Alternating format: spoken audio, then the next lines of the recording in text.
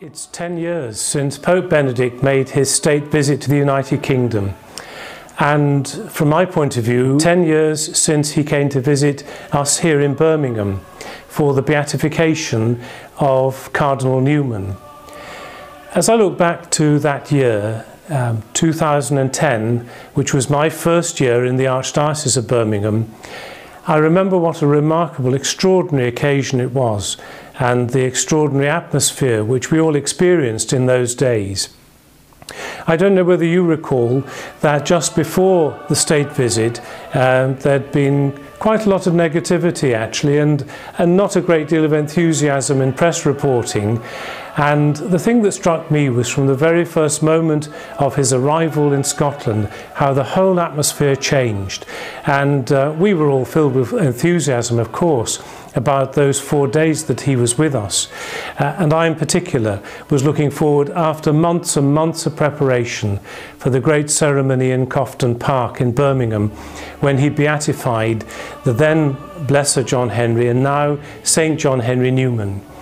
That's the other joyful thing, that of course it's almost the anniversary of the canonization of Saint John Henry Newman, when we're thinking again of the impact of the Church's recognition of this wonderful saint, teacher and pastor, and I think also for us, priest, who served here in the poorer communities of Birmingham during the 19th century. The legacy that Saint John Henry Newman has left is rich, and it touches people in all continents. But the example that he gave us has its roots here in England, in the pastoral life of a good man who led people together in the oratory community, and whose legacy continues pastorally here today. So what can we be thankful for as we celebrate these anniversaries? 10th anniversary of the papal visit and of the beatification, and 1 year since the canonization. I think we can be very grateful for the impact of Saint John Henry Newman on the lives of so many individuals and families who've been touched, and indeed whose lives have been greatly changed by the saint's intercession. But also the impact on us as clergy, as lay faithful and religious, that in our own vocation today we seek to do all we can on the basis of our calling by the Lord, just as he did, knowing that he had a singular and particular purpose for his day, for his time, for the people of his time, but a purpose which actually has continued to have an impact in the lives of so many in the years since then. So today I give thanks for the canonization a year ago, for the dedication of the Oratory Fathers in Birmingham, in Oxford, in London, in York and elsewhere indeed in our country, in Manchester, and for the witness of those who take up Saint John Henry Newman's teaching about education, about the Christian vocation, and about our calling to be of service to others, and the realization that the Lord has entrusted us with a particular task to do in our time, in our day, and that with the intercession and prayers of St. John Henry Newman, we have the zeal, the energy, and the hope to be able to continue those tasks today and in the years ahead. And in this year, when we're so conscious of the impact of the coronavirus pandemic and all that it has meant as we come to terms with it and continue to look to the future, that we do all we can to make sure that the gospel message is heard through our witness, our words, our teaching, and the example of our Christian lives.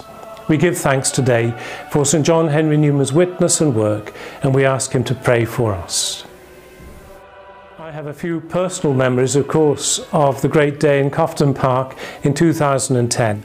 First of all, the extraordinary experience of travelling with Pope Benedict together with Archbishop Genswein in the Pope-mobile. On the first occasion, as we went around the great crowds in Cofton Park preparing themselves for the Mass of Beatification, and seeing the way that people responded to the Holy Father with such warmth and enthusiasm. And then our journey through the city later, when he asked about the city of Birmingham and commented on the number of people who'd come out to see him. In particular, I remember a group of people from within the Sikh community on Hagley Road, and the Holy Father asked about interfaith relations, and I was able to explain how important it is today in our city and indeed beyond in our country for communities of different faiths to work and witness together.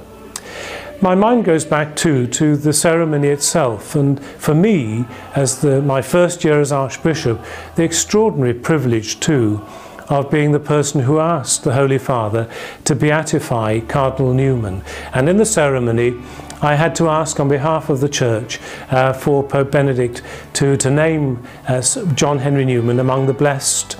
And that was a memorable and unforgettable time.